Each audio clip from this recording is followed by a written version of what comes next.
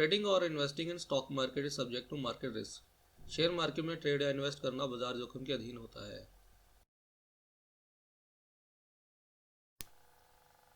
Hello friends, कैसे हैं आप लोग? उम्मीद करता हूँ बढ़िया ही होंगे। तो ये जो आज का वीडियो है ये कोई नया वीडियो नहीं है। ये एक एक्चुअली जो मैंने वीडियो पहले बना रखा है, एक तो ये वाला how to earn profit from stock market, जिसमें मैंने बल्क डील की पावर आपको शो की थी। और दूसरा उसी के साथ मैंने एक ये वीडियो बनाया था, इसी का ही कंटिन्यूशन पार्ट था, how to identify FI DI and mutual fund out of bulk deal report. ये जो वीडियो था मैंने जो बनाया था कि इसमें बहुत सारे कमेंट्स मेरे को आ रहे थे इस वाली वीडियो में कि हम FI या DI को कैसे आइडेंटिफाई कर सकते, तो इसलिए मैंने ये वाला वीडियो बना दिया था। लेकिन अब फिर से मुझे एक मतलब बहुत सारे कमेंट्स सेम टॉपिक पे आ रहे हैं कि अगर किसी बल्क डील में एक FI या DI बाय करता है, दूसरा सेल करता है, तो हमें क्या करना चाहिए। और ऐसे कमेंट्स या ऐसे क्वेश्चन जो है मुझे डेली बेसिस पे 4-5 आ रहे हैं और मैं सभी को रिप्लाई भी नहीं कर पा रहा हूँ। तो उनसे मैं पहले ही माफ़ी मांग रहा हूँ जिनको मैं रिप्लाई नहीं कर पा रहा हूँ। तो बट आगे से आपको एक फर्दर गाइडेंस मिल जाए या फर्दर क्लैरिफिकेशन मिल जाए कि अगर हम आपके माइंड में भी ऐसा क्वेश्चन कल को आता है कि अगर एक FI या DI सेम शेयर में बाइंग या सेलिंग करे तो हमें क्या करना चाहिए, उसी को मैं यहाँ पे क्लैरिफाई कर रहा हूँ। तो अगर आपने पहले ये वाले वीडियोस नहीं देखे हैं, ये वाला और ये वाला, तो आपको जो आज वीडियो बना रहा हूँ ये आपको समझ में नहीं आएगा। बट जिन लोगों ने ये वीडियो देखे है, ये जो लोग ये क्वेश्चन करते हैं, उनको ये वीडियो बिल्कुल से समझ में आ जाएगा। पहला हम देख लेते हैं कि अगर पहला केस लेते हैं, अगर बायर बायर या सेलर सेम है। क्लियर है? बायर या सेलर सेम है, वो FI या DI हो सकता है। बायर या सेलर सेम है तो हम क्या करेंगे। पहला है केस, इसमें मैंने 3 केस लिए हैं। अगर बायर और सेलर सेम होता है तो इसकी मैंने 3 केस लिए हैं। पहले हम एग्जांपल नंबर 1 देख लेते हैं। एग्जांपल नंबर 1 में आप देखिए, कोई भी शेयर मान लीजिए एक XYZ है, जिसमें एक बायर है A, पार्टी का नाम है A। अब ये FI भी हो सकता है या DI भी हो सकता है, कोई भी हो सकता है। अब इसने किया क्या, इसने 1 लाख शेयर बाय किए। एग्जांपल ले रहा हूँ, मान लीजिए XYZ की 1 लाख शेयर इसने बाय किए 100 रुपये पे।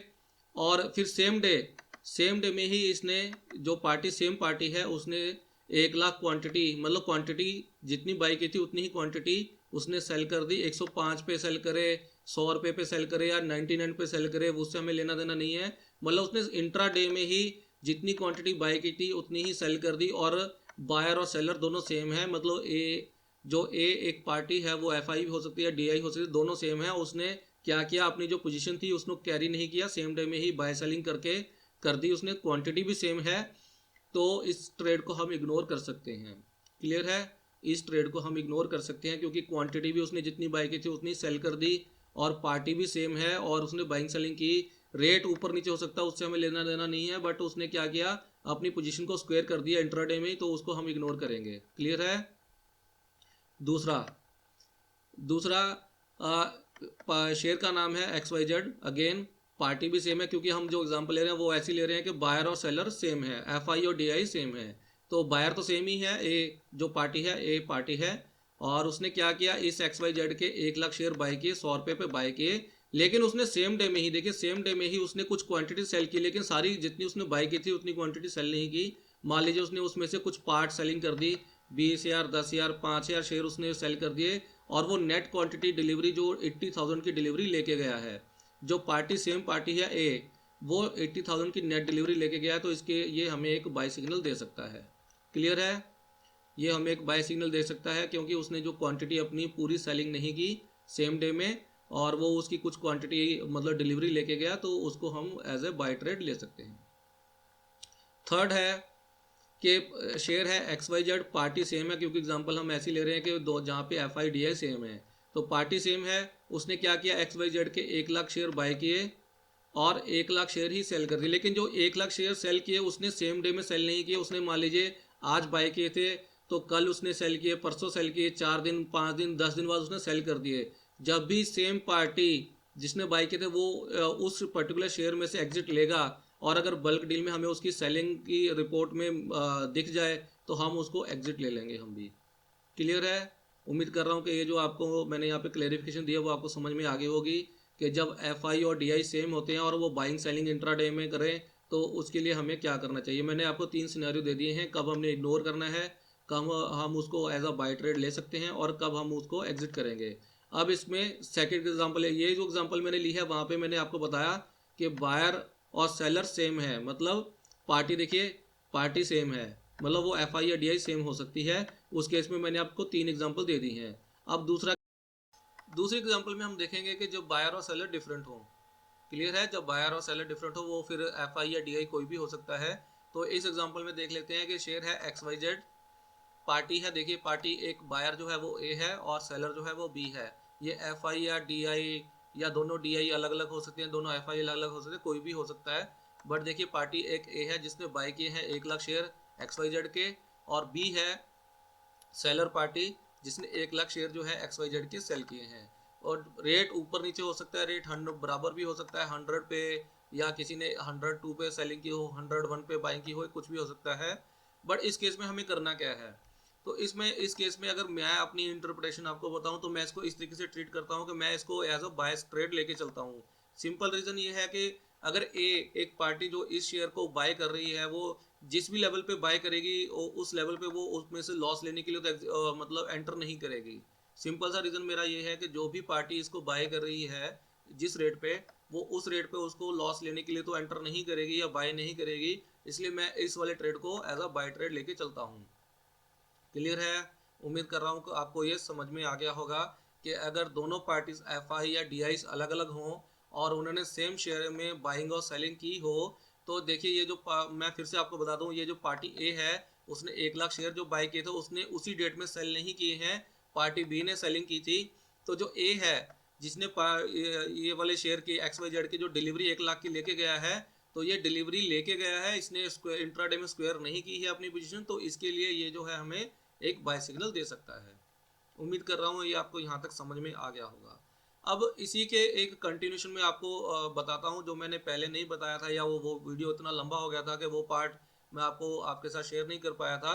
कि जैसे मैंने आपको बताया, आपने ये वाला जो वीडियो था इसमें मैंने आपको बताया है कि मैं 5% पे नॉर्मली जो है एग्जिट लेता हूँ, और वो वाले केसेस भी बताए हैं जहाँ पे मैं 5% से ज़्यादा प्रॉफिट के लिए होल्ड भी करता हूँ। लेकिन एक दूसरा सिनेरियो भी है जहाँ पे आप 5% से ज़्यादा वाले प्रॉफिट के लिए होल्ड कर सकते हैं, वो वाली एग्जांपल आपके साथ शेयर कर रहा हूँ यहाँ पे।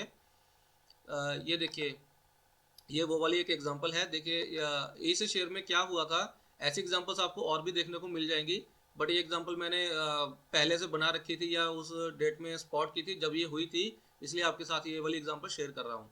ये जो शेयर है एस्ट्रा माइक्रो, इसमें देखिए 2 मई 2014 को एचडीएफसी म्यूचुअल फंड ने बाइंग की थी 6,60,000 शेयर, रेट भी आपके सामने है 75 रुपये अप्रॉक्स 75 पे उसने बाइंग की थी। वेरी नेक्स्ट डे या सेम डे में ही उसने फिर से बाइंग की। ठीक है, ये भी एक एच डी एफ सी का ही म्यूचुअल फंड है, उसने 4,17,000 शेयर बाई किए थे, रेट ऑलमोस्ट सेम है 76 पे। फिर 5 मई को भी इसने इसी में बाइंग की 78 पे। फिर 14 मई को भी इसने बाइंग की ऑलमोस्ट 14,50,000 शेयर 79 पे। फिर देखिए इन्होंने 15 मई को फिर से बाइंग की इसी में, H D F C party same है, mutual H D F C mutual fund है, उसने करीब 16 लाख शेयर बाई किया, रेट भी देखिए ऑलमोस्ट 80 से नीचे का है, ये जो रेट उन्होंने बाइंग किया ऑलमोस्ट 80 से नीचे की बाइंग की हुई है। फिर देखिए 30 मई को भी इसी शेयर में H D F C mutual fund ने बाइंग की 4.5 लाख शेयर बाय किए। ठीक है, तो आपको अब मैं यहाँ पे ये बताना चाह रहा था कि जब एक पार्टी किसी शेयर में इस तरीके से बाइंग करे तो आप उसको लंबे पीरियड के लिए, लंबा पीरियड से यहाँ पे मेरा मतलब ये है कि आप उसको लंबे प्रॉफिट के लिए होल्ड कर सकते हैं 5% से ज़्यादा भी। और अगेन मैं आपको बता दूं, अगर आप लंबे प्रॉफिट के लिए होल्ड करते हैं तो आप ट्रेलिंग स्टॉप लॉस लगा के चलिए, उसमें आप अपने प्रॉफिट का एक हिस्सा ऐसा सेफ बनाएं अपने लिए कि आपको उतना मिनिमम प्रॉफिट जरूर आए, ऐसा ना हो कि आप उस ट्रेड में लॉस लेके एग्जिट हों। तो जब भी आपको किसी शेयर में 5% 10% प्रॉफिट आ रहा हो तो आप 6% 7% कहीं स्टॉप लॉस लगाएं, जिसको हम ट्रेलिंग स्टॉप लॉस बोलते हैं। जब वो आपका प्रॉफिट ऊपर चला जाए तो आप ट्रेलिंग स्टॉप लॉस को भी बढ़ा दें अपना, तो इस तरीके से आप अपने जो प्रॉफिट को मैक्सिमाइज कर सकते हैं। अब ये जो मैं आपको एग्जांपल बता रहा हूँ एक्स्ट्रा माइक्रो की, अगर आप इसकी एवरेज लेंगे तो इसकी एवरेज करीब 80 या 79 के आसपास आएगी जो H D F C mutual fund ने बाइंग की थी। ये मई का महीना है, देखिए पूरा 2 मई से लेकर 30 मई तक उन्होंने बाइंग की थी। अब इस रेट ने अगले 2 महीने में 7 जुलाई को 158 का हाई लगाया था और 100% से ऊपर का रिटर्न आया था। तो इस तरीके की एग्जांपल भी आपके सामने बल्क डील में आ सकती है, जहाँ पे एक पार्टी बार बार किसी शेयर को बाय करती है, तो वो वाला जो इंडिकेशन हमें देता है वो ट्रेड कि हम इसे 5% या उससे ज़्यादा प्रॉफिट के लिए होल्ड कर सकते हैं विद ट्रेलिंग स्टॉप लॉस। और अब मैं उम्मीद करता हूँ कि ये जो मैंने आपको आज क्लैरिफिकेशन दी है, अगर बायर और सेलर सेम हो या बायर और सेलर डिफरेंट हो तो उस केस में आपको क्या करना चाहिए या मैं क्या करता हूँ। तो मेरा मकसद जो है इन वीडियोस को बनाने का, ये जो मैंने पहले आपके साथ ये वाले जो वीडियो शेयर किए थे, ये वाला और ये वाला, और जो आज मैं ये वाला वीडियो बना रहा हूँ, इसका मेन मकसद ये है कि आप मेरे पे डिपेंडेंट ना रहें। मैं इसके थ्रू आपको सेल्फ डिपेंडेंट बनाना चाहता हूँ कि सो दैट जो चीज़ें मैं कर पा रहा हूँ या आप भी इस तरीके से सोच पाएँ या आप भी इस तरीके से वो काम कर पाएँ। तो इन वीडियोस का मकसद सिर्फ इतना है कि मैं आपको सेल्फ डिपेंडेंट बनाना चाहता हूँ, ऐसा नहीं है कि आप मेरे ऊपर डिपेंडेंट रहें। तो उम्मीद करता हूँ कि अब आपको ये थोड़ा सा पता लग गया होगा कि ये जो FIDI या जो भी हैं, ये सेम डे सेम शेयर में अगर बाइंग सेलिंग करते हैं, अगर वो पार्टी सेम है या डिफरेंट है तो हमें क्या करना चाहिए या मैं क्या करता हूँ। तो उम्मीद है कि अब आपको ये थोड़ी सी क्लैरिफिकेशन मिल गई होगी। तो अगले वीडियो में मिलेंगे। Thank you, bye bye.